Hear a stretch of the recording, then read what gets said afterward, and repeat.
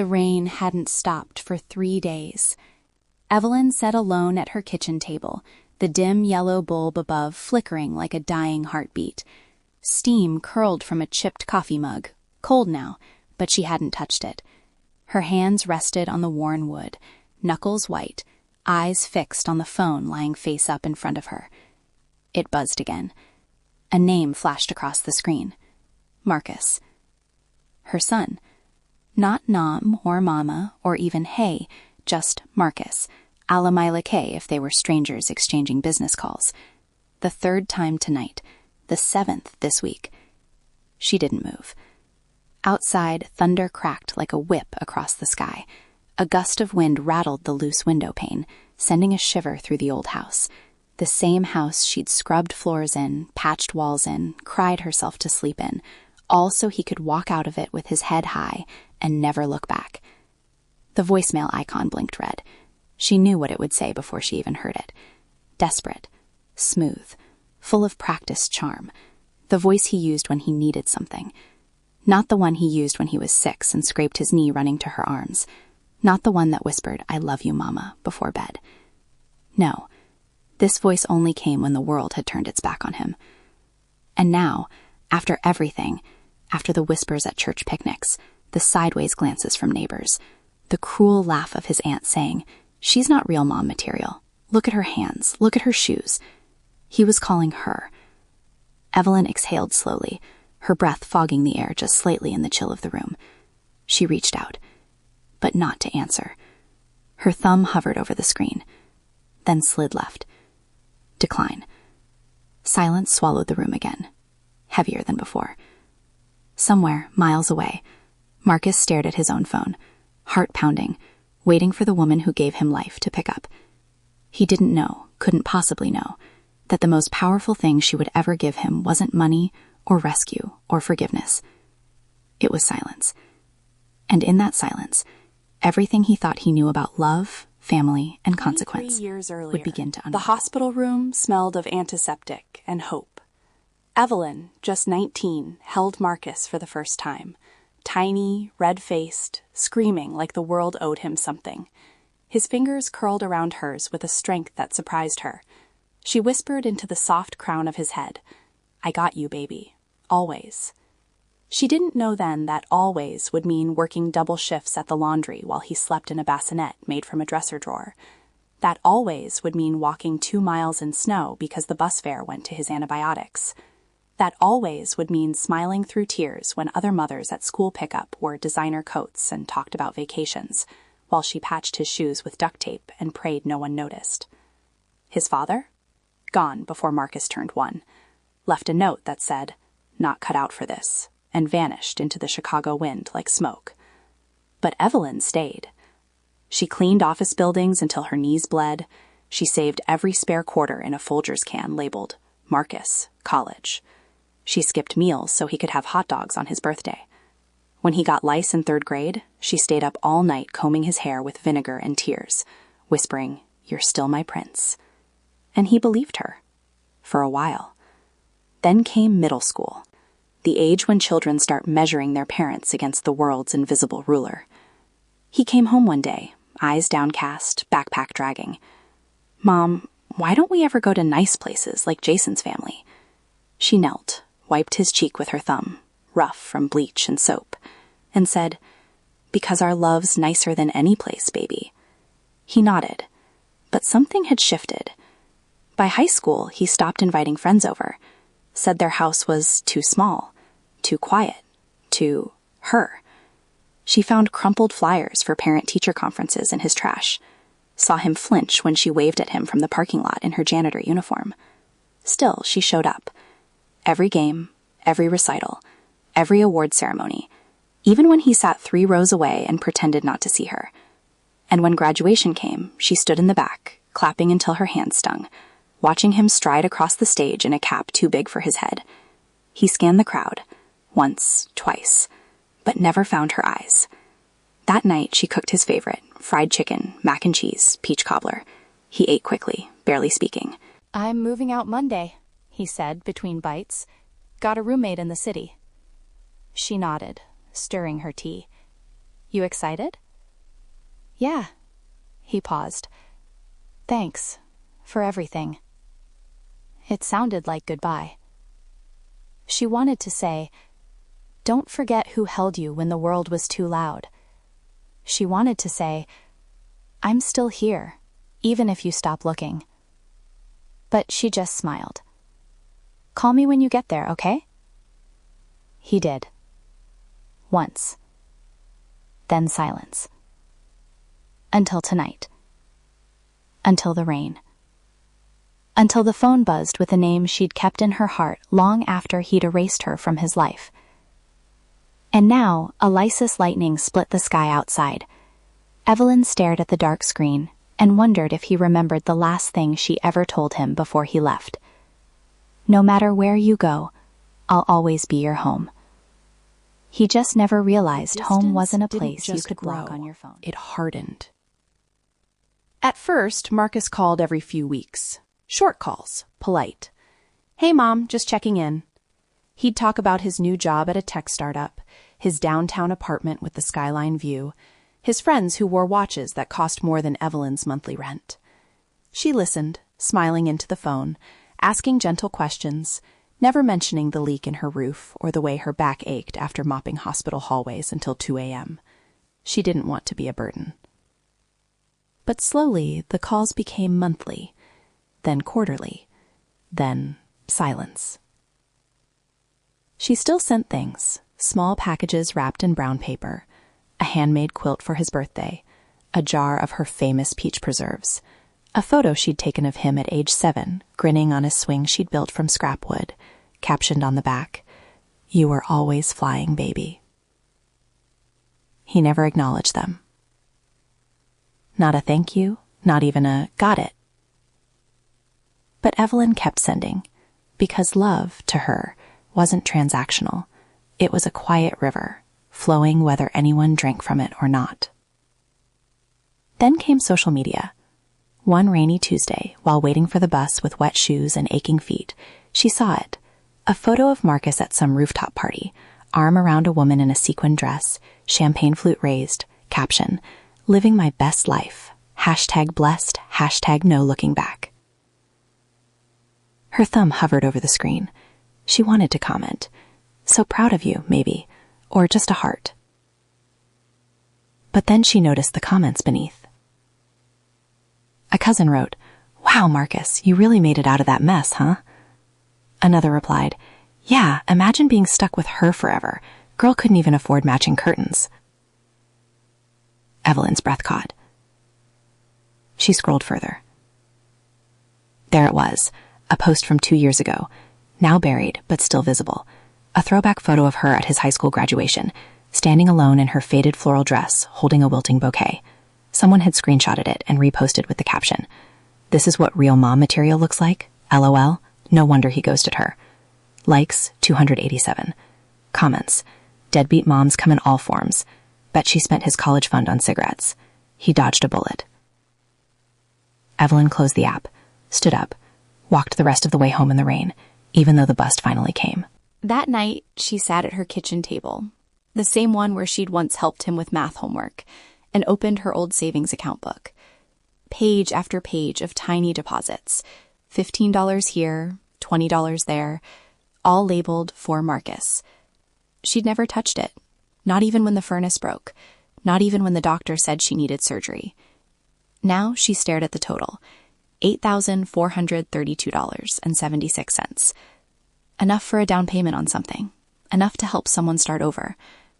But she knew, deep in her bones, he wouldn't ask, not unless he was desperate. And if he ever did, would he remember the hands that saved every penny? Or would he only see the woman they mocked online, the one who wasn't real mom material? She closed the book, placed it back in the drawer beneath her socks. Outside, the city lights glittered, cold, distant, beautiful. Somewhere in that glow, her son was building a life that had no room for her. And Evelyn? She kept loving him anyway, quietly. faithfully. Family reunion was held at Aunt Denise's house in Naperville. White columns, manicured hedges, a pool that shimmered like liquid sapphire under the July sun. Evelyn hadn't wanted to go, but Marcus had been invited, and for the first time in years, she thought maybe, just maybe, she'd see him. She wore her best dress, the navy one with the lace collar she'd bought secondhand and steamed for hours. She brought her famous sweet potato pie, the one Marcus used to beg for every Thanksgiving. Her hands trembled slightly as she carried it to the backyard, where laughter floated like music over the scent of grilled ribs and citronella candles. Then she saw him.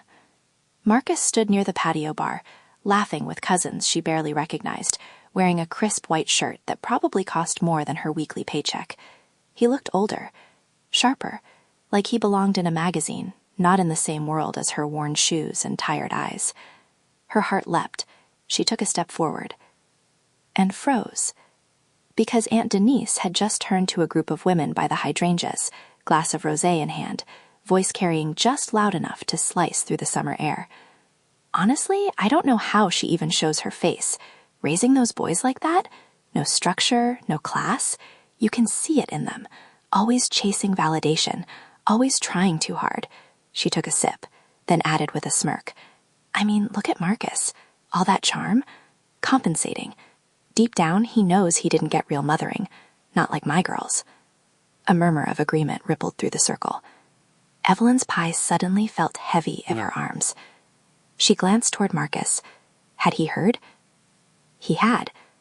Their eyes met across the lawn, just for a second. His expression flickered. Guilt? Shame?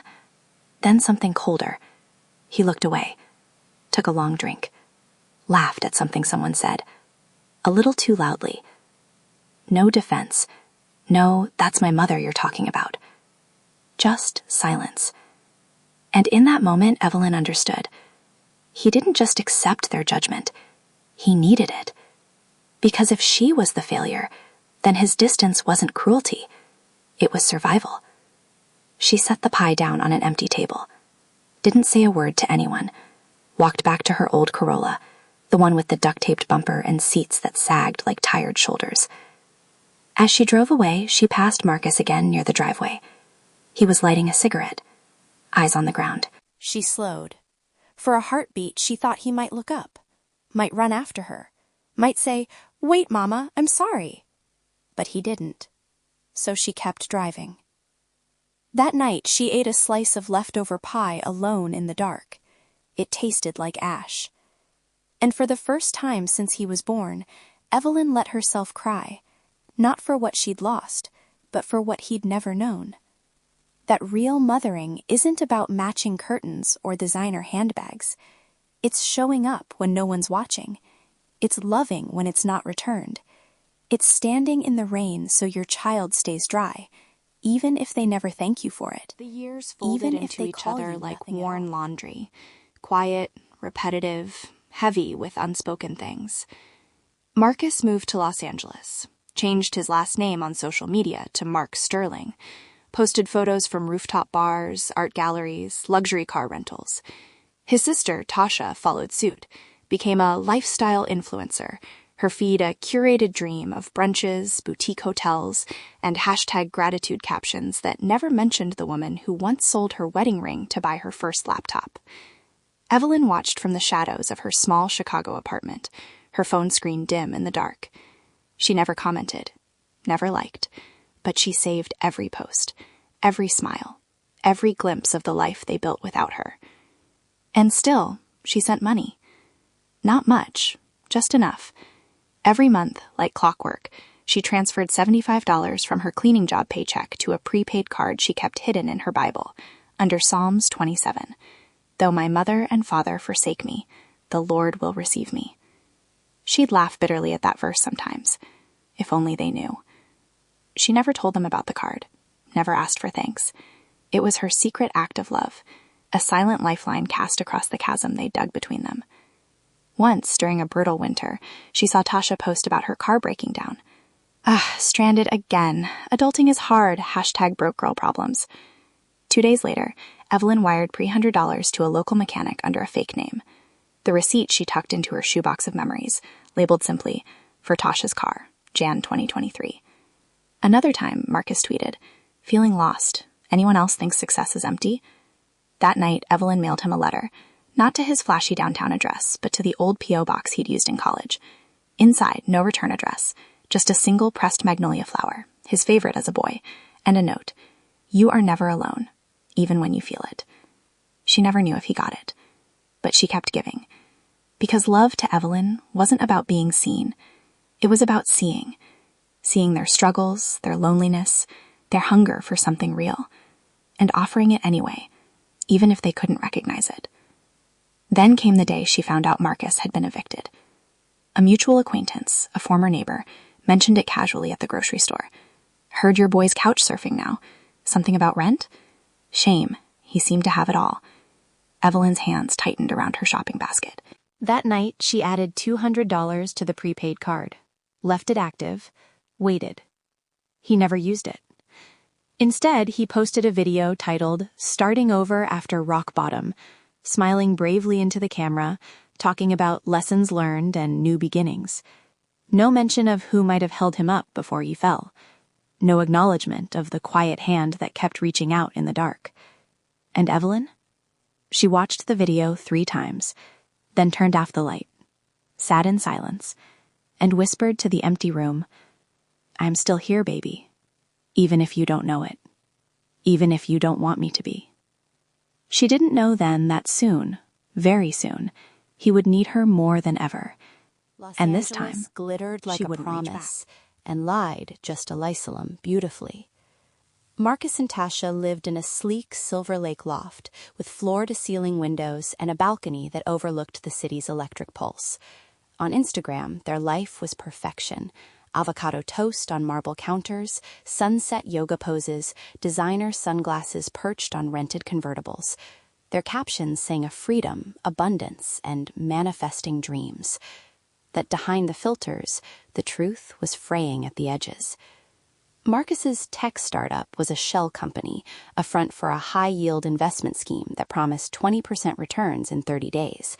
He'd learned the playbook from a slick-talking mentor who vanished after collecting $2 million from hopeful dreamers. Now Marcus played the same game, charming retirees and young professionals alike with talk of disrupting finance and financial liberation. Tasha wasn't innocent either. She'd become the face at his operation, posting testimonials about how Mark's genius changed my life while posing beside stacks of fake cash. Her DMs were open for exclusive opportunities. For a fee, she'd add your name to a waiting list that led nowhere. They told themselves it was temporary, just until they got real investors, just until they could afford real stability. But debt doesn't wait. Credit cards maxed out. Rent bounced twice.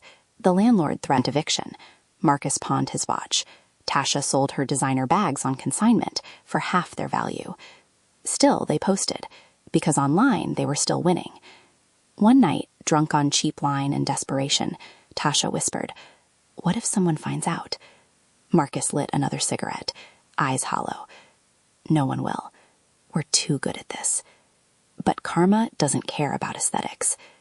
It started with a blog post, an anonymous whistleblower detailing Mark Sterling's scheme. Then came the comments. "I lost my retirement savings. My mom believed him. Now she's broke."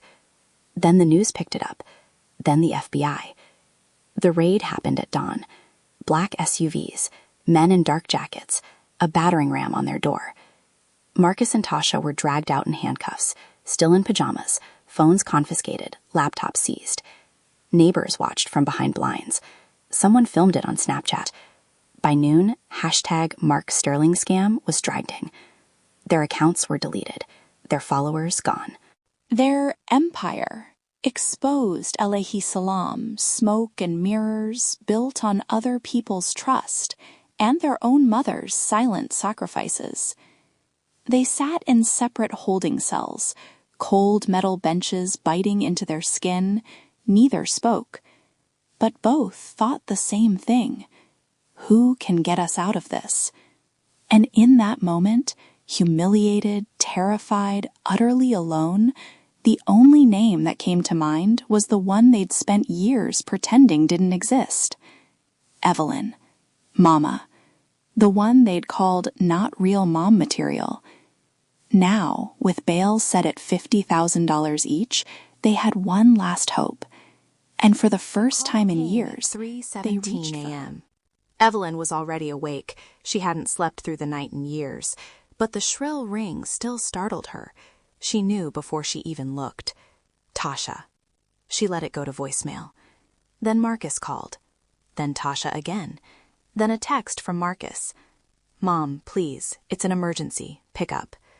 Another from Tasha. Mama, I'm so scared. They're saying we could go to prison.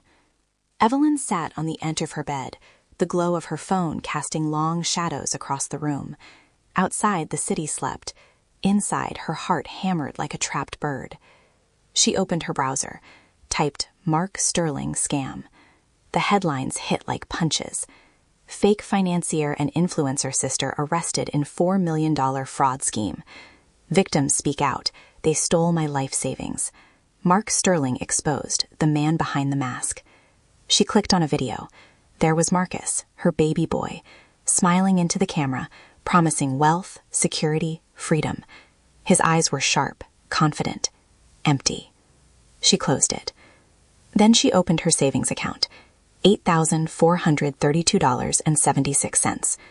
Not enough for one bail, let alone two. But she had one more thing. In the back of her closet, wrapped in a faded quilt, sat the deed to her house, the same one her grandmother left her, paid off, worth nearly $200,000 in this market. She could sell it, fast, cash, done. She could walk away with nothing but a suitcase and save them. Again. Her hands shook as she pulled out the deed. The paper was soft with age, edges worn from being touched too many times in moments of fear or hope. She thought of Marcus at 6, building forts in this very living room. Of Tasha singing in the bathtub, voice echoing through these walls. Of Christmas mornings, birthday candles, scraped knees, first heartbreaks, all held within these 4 walls. This house wasn't just wood and brick. It was memory, legacy, safety. And now it was currency. She picked up her phone, dialed a number she hadn't called in decades, her cousin Ray, her real estate agent. Ray, she said, voice steady despite the storm inside. I need to sell my house, fast, cash offer, today. He paused. Evelyn, you sure? She looked around the room, at the photo of her holding newborn Marcus, at the dent in the wall from Tasha's first bike crash, at the window where she'd watched them leave, again and again. I'm sure, she whispered. But alayhi salam, she hung up. Something stopped her. A memory. Aunt Denise's voice at the reunion. She's not real mom material. Marcus looking away. Tasha deleting her comments. The prepaid card untouched. The letter never acknowledged. All those years of giving and never being seen. She sat back down, stared at the deed. And for the first time in her life, Evelyn asked herself a question she'd never dared to voice. Do they deserve it? Not can I help them, not should I help them, but do they deserve the last piece of me? Outside, the sky began to lighten. Dawn was coming. The holding cell and with smelled it, of bleach, a choice. sweat, and despair. Tasha sat hunched on the metal bench, her designer leggings torn at the knee, mascara streaked like war paint down her cheeks. Across the hall, Marcus paced like a caged animal, running his hands through his hair, now greasy, unstyled, stripped of its curated confidence. Their phones were gone, their followers silent, their network vanished. Only one name echoed in their minds. Mama would know what to do, Tasha whispered, more to herself than anyone. Marcus stopped pacing, looked at her through the bars. You think she'll answer? I don't know, Tasha said, voice cracking. But who else is there? They'd called everyone. Their investor friends? Blocked. Their ride-or-die squad? Ghosted. Even their father, long lost, long forgotten, hadn't picked up. Only Evelyn remained. So they called again, and again. Voicemail after voicemail filled with trembling pleas. Mom, please, I messed up bad. Mama, I'm so sorry for everything. Just pick up. We need you. We really need you. But the line stayed dead. No ring, no rejection. Just silence. And that silence was louder than any scream. Back in Chicago, Evelyn sat at her kitchen table, the deed to her house beside her untouched coffee. Her phone buzzed, once, twice, 10 times. She watched the screen light up with their names, their panic, their sudden, desperate love.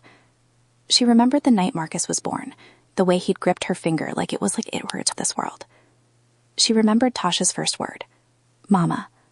She remembered walking miles in rain to buy them flu medicine, selling her blood to pay for Marcus's school trip, skipping meals so they could eat meat twice a week. She remembered every sacrifice, every silent yes, every quiet no to her own needs. And now, when they had nothing left but shame and fear, they remembered her too. Not alayhi salam a woman, not alayhi salam a person with dreams, pain, dignity. Just alayhi salam a solution, a wallet, a safety net woven from decades of unpaid love. Her thumb hovered over the phone. One tap, one call to Ray, one signature, and she could erase their crisis. But at what cost? Not just her home, but her self-respect. Because if she gave again, if she sold everything to save them from consequences they chose, they would never learn. They would never see her. They would just keep taking until there was nothing left of her at all. Outside, the sun rose fully now, golden light spilling across the worn floorboards. Evelyn picked up her phone. Not to call Ray, not to answer them. She opened her messages. Typed slowly, deliberately. I'm praying for you both. May you find the strength to face what's ahead. Then she pressed send and turned off her phone. In Los Angeles, 2 screens lit up with those words. Seen. And in that moment, Marcus and Tasha realized something far worse than jail. Their mother wasn't coming to save them. And for the first time, they had to face what they'd become. The days without her blurred shadow into a to hide haze behind. of fluorescent lights and echoing footsteps. Marcus and Tasha were denied bail. Too high a flight risk, the judge said. They'd sit in county jail for at least 3 weeks while the prosecution built its case. 3 weeks without makeup, without filters, without the curated illusion of control. Tasha stared at her reflection in the scratched metal mirror above the sink. Hair matted, eyes sunken, skin pale. She didn't recognize herself. The girl who once posted self-love quotes while charging strangers for fake financial advice was gone. In her place, a stranger, hollowed out by fear.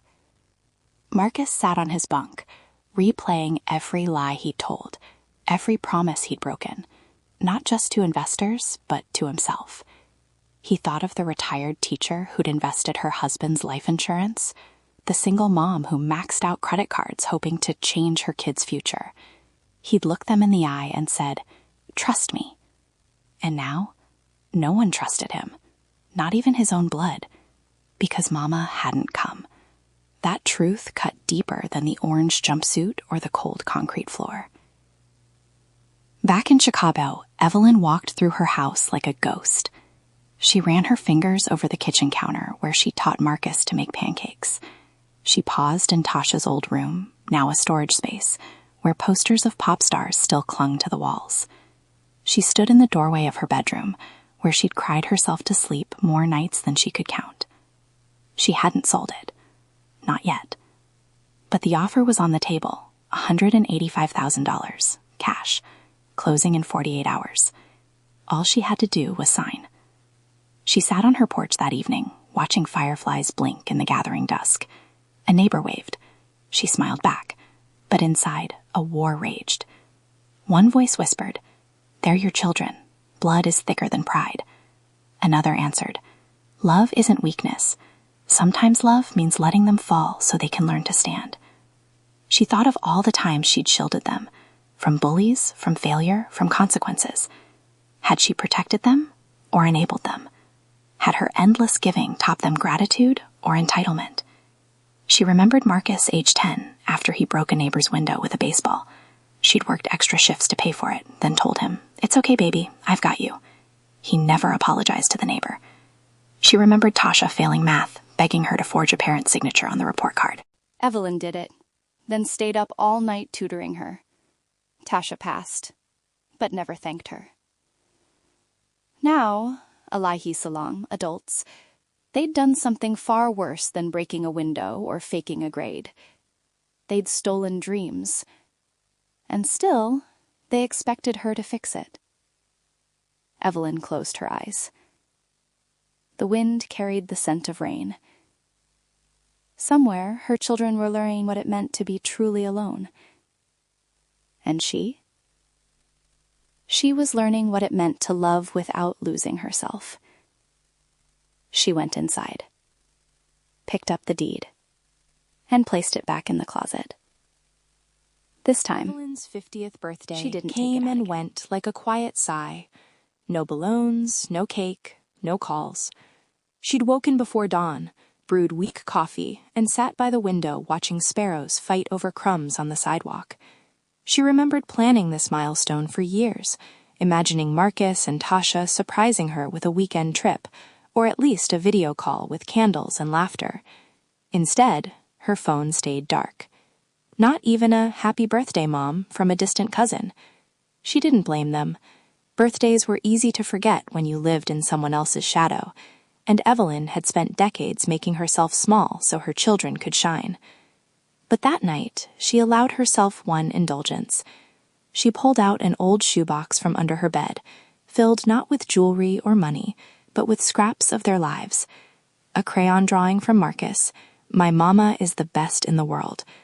Tasha's first report card, circled in red, "Excellent in kindness." A ticket stub from the zoo, where Marcus cried when they couldn't afford the train ride inside. A hospital bracelet from the night Tasha had pneumonia. Evelyn slept in a chair beside her for 3 days straight. She traced the faded ink with her thumb, tears falling silently onto the paper. Then she saddled it. Tucked beneath a photo of them at the beach, her in a thrift store swimsuit, them grinning with ice cream smeared on their cheeks, was a folded note. She opened it. It was from Marcus, age 12. "Dear Mama, today at school, Jason said you're poor because you clean toilets. I punched him, got detention, but I don't care. You're the strongest person I know. I love you more than anything. You're Marcus." She sobbed then, deep, heaving cries that shook her whole body. Because that boy, the one who defended her, who believed in her, who called her the strongest, was still in there somewhere, buried under layers of shame, ego, and the desperate need to belong to a world that told him his mother wasn't enough. And maybe, just maybe, he could find his way back. But not if she kept rescuing him. Not if she kept paying the price for his choices. She carefully refolded the letter, placed it back in the box. Then she did something she hadn't done in years. She lit a candle, not for them, for herself, and whispered into the quiet room, "I'm still here. But I won't disappear for you anymore." Outside, the city hummed on, indifferent. But inside Evelyn's heart, something shifted. Not bitterness, not anger. Clarity. She would always love them, but love didn't mean surrender. And sometimes the greatest gift a mother could give wasn't money. Stretched like a It was desert, truth. vast, dry, unbroken. Marcus and Tasha sat in separate cells, counting ceiling tiles, replaying every mistake, every lie, every time they looked at their mother and saw not love, but lack. They'd built their identities on the idea that they'd escaped her world, that her sacrifices were weakness, her quiet strength a flaw to be outgrown. Now, stripped of everything, their clothes, their phones, their illusions, they saw the truth with brutal clarity. She was the only one who ever truly showed up, and they had repaid her with indifference, with shame, with silence of their own. Back in Chicago, Evelyn stood in her kitchen, sunlight streaming through the window. She hadn't sold the house, hadn't touched the savings, hadn't answered a single call.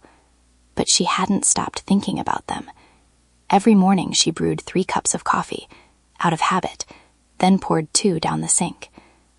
Every night she checked the local news, searching for updates on their case. She knew they were struggling, knew they were scared, and still, she said nothing, because this time her silence wasn't absence. It was presence of a different kind. A mirror, a boundary, a lesson written in stillness. One evening, as rain tapped gently on the roof, her phone buzzed again. Not a call, a text, from Marcus. "Mama, I don't expect you to forgive me, but I need you to know I remember everything. The pancakes, the walks home from school, the way you sang off-key in the shower. You were always enough. I just didn't know how to see it." Her breath caught. She read it 3 times. Then she set the phone down, didn't reply. Not because she didn't believe him, but because belief wasn't enough. Actions were, and words, no matter how heartfelt, couldn't undo years of erasure. She walked to the window, watching the rain blur the streetlights into golden smears.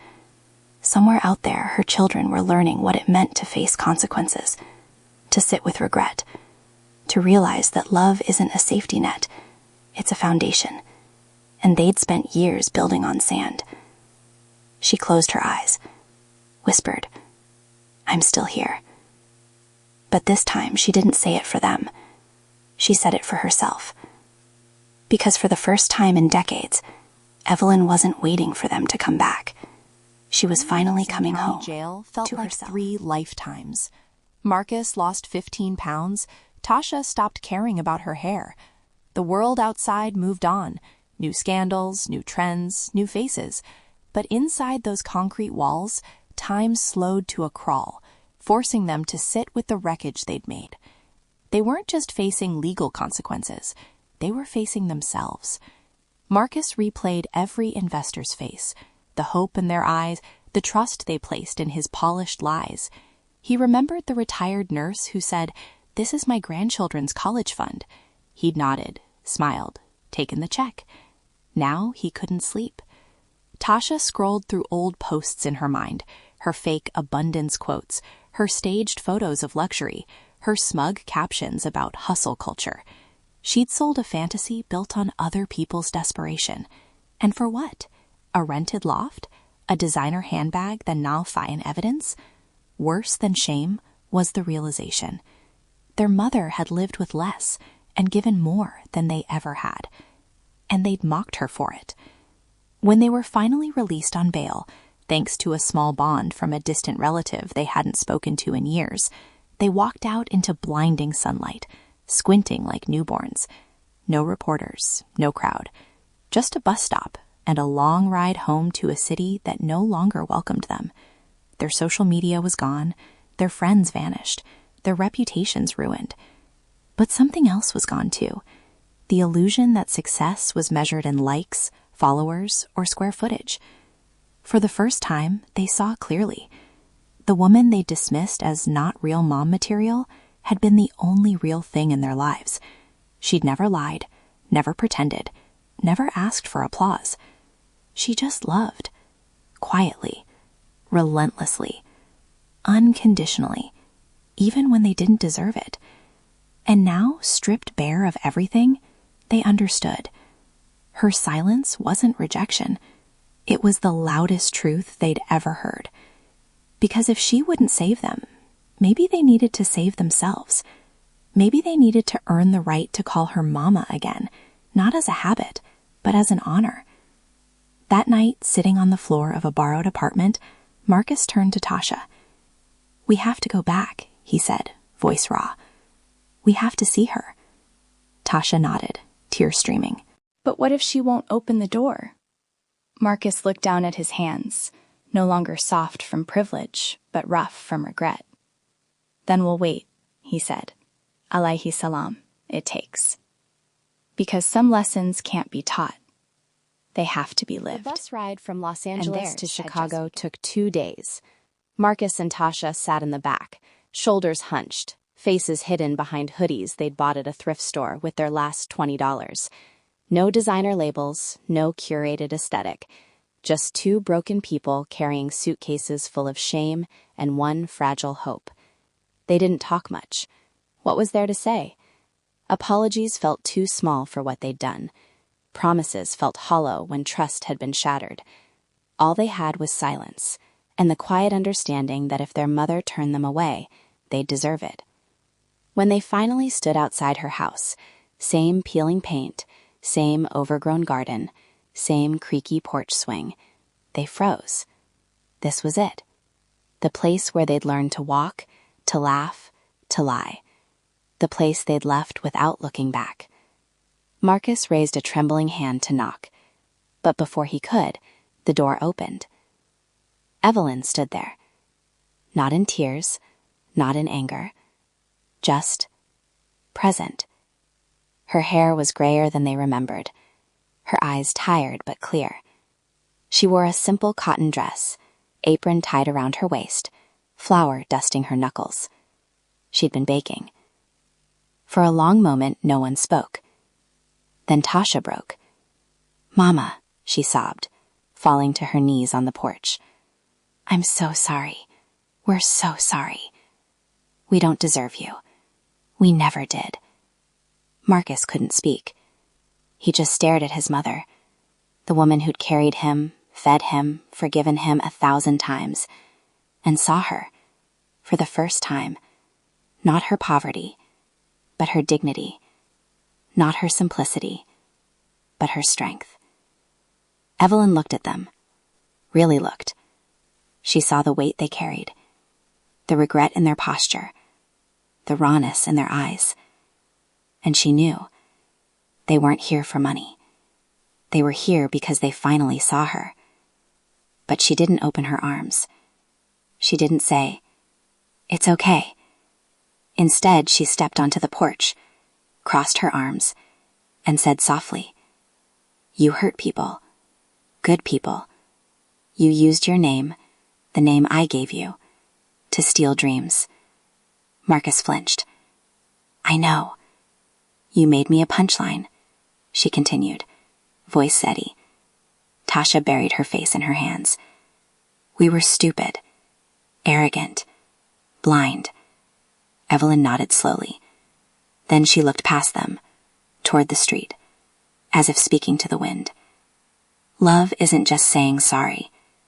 Love is changing. Love is making things right, even when it costs you everything. She turned back to them. "I'm not closing the door," she said, "but I'm not pretending this didn't happen either." Then she stepped aside. Just enough. "Come in," she said. "You look hungry." And alayhi salam, they crossed the threshold, hesitant, unworthy, trembling. They realized something profound. Redemption doesn't begin with forgiveness. It begins with showing up. And for the first time in years, of cinnamon and yeast, they had. the same scent that had filled their childhood. Evelyn didn't hug them, didn't cry. She simply filled 2 bowls with steaming stew, set out thick slices of cornbread, and poured glasses of sweet tea. The silence wasn't cold. It was heavy with everything left unsaid. They ate slowly, heads bowed, as if afraid to look up and find her gone. After dinner, Marcus cleared his throat. We want to make it right, Mama." "How?" Evelyn asked, wiping her hands on her apron. "We're going to contact every victim," Tasha said, voice trembling but firm. "We'll work whatever jobs we can, dishwasher, janitor, anything, to pay them back, every penny." Marcus nodded. "We've already started. We turned over all our assets to the court, sold everything. It's not enough, but it's a start." Evelyn studied them, the calluses on Marcus's hands, real ones, not from gym weights, but from scrubbing floors at a car wash. Noticed Tasha's nails bitten raw, her eyes clear of makeup, her posture stripped of performance. "You'll be broke for years," she said. "We know," Marcus replied, "but it's the only way we can live with ourselves." Then Tasha did something unexpected. She pulled out her phone, not to post, but to show Evelyn a draft. A video. Title, "I Lied to You. Here's the truth. In it, she sat in a plain room. No filters, no music, just raw confession. She named every lie, every scheme, every person they'd hurt. She didn't excuse herself, didn't blame anyone, just said, "I'm sorry, and I will spend the rest of my life trying to fix this." Marcus had one too. They posted them that night, from Evelyn's living room, using her old laptop. Within hours, the videos spread. Not because they were polished, but because they were real. Comments poured in. "Thank you for owning this. This took courage. My mom lost her savings, but your honesty means something." Some called them frauds again, but others saw what Evelyn saw. Two broken people choosing truth over comfort, choosing humility over image, choosing love, real love, over performance. And in that choice, something miraculous happened. People began to believe in second chances, not because they were forgiven, but because they were willing to earn it. Weeks passed. Marcus got a job cleaning offices. Ironically, the same kind of work Evelyn had done for decades. Tasha volunteered at a financial literacy nonprofit, teaching others how to avoid scams like the one she ran. They moved into a tiny apartment nearby, paid Evelyn rent, not because she asked, but because they wanted to contribute. And every Sunday, they came for dinner. No grand gestures, just presence, just showing up. Slowly, trust began to grow, not like a wildfire, but like a seed pushing through cracked concrete. 5 years later, Fragile, the rain fell but again. real. Soft, steady, like a blessing. Evelyn sat on her porch, wrapped in a quilt Marcus had bought her for her birthday last year. The house was still hers. She'd never sold it. And now it echoed with laughter instead of silence. Inside, Tasha stirred a pot of collard greens while Marcus set the table. Real plates, not paper, because Mama deserves better than that. They'd learned to cook her recipes by heart, learned to listen more than they spoke, learned that love wasn't grand gestures. It was showing up, day after ordinary day. They'd paid back nearly half their debt, not through fame or shortcuts, but through honest work, humility, and relentless accountability. Their videos had sparked a movement, Truth and Repair, where former scammers publicly made amends and helped victims rebuild. But none of that mattered Eli as much as this. Every Sunday, without fail, they came home. Not because they needed something, but because they wanted to be here. With her. Evelyn watched them through the window. Her children, older now, wiser, scarred but kind. They weren't perfect. They still stumbled. But they no longer ran from their mistakes. They faced them, fixed them, grew from them. And in their eyes, she finally saw what she'd always hoped for. Recognition. Not of her sacrifices, but of her worth. The screen door creaked open. Marcus stepped out, holding 2 mugs of hot cocoa. He handed one to her. "Remember when I used to hate marshmallows?" he said, sitting beside her. She smiled. "You'd pick them out and hide them under your napkin. And you'd find them and eat them anyway." He laughed softly. Said waste was a sin. They sat in comfortable silence, watching the rain kiss the earth. After a while, Tasha joined them, wrapping her arms around Evelyn from behind, resting her chin on her shoulder. "I'm sorry," she whispered, not for the first time, but like it was the first time all over again. For everything. Evelyn reached up, covered Tasha's hand with her own. Then she took Marcus's. "You don't have to say it anymore," she said gently. "I see you now, and you see me." That was enough. Later that night, long after they'd gone, Evelyn stood alone in her kitchen, washing dishes. The house was quiet, but it didn't feel empty. It felt full of second chances, full of grace. Full of the quiet truth that real love isn't about never failing. It's about returning, again and again, with open hands and a willing heart. She turned off the light, walked to our bedroom. On her nightstand sat a framed photo. Marcus and Tasha, Elias Salam, children, grinning on the swing she'd built from scrap wood. Beneath it, a new note in Marcus's handwriting. You were always my own. Now I'm learning how to be worthy of yours. Evelyn touched the glass, smiled. Outside, the rain slowed to a whisper. And somewhere, in 1,000 living rooms across America, viewers would watch this story and clutch their own mothers a little tighter because they finally understood. The most powerful love isn't loud. It's the one that waits. Silent, steady, unbroken. Even when the world says it's not real mom material.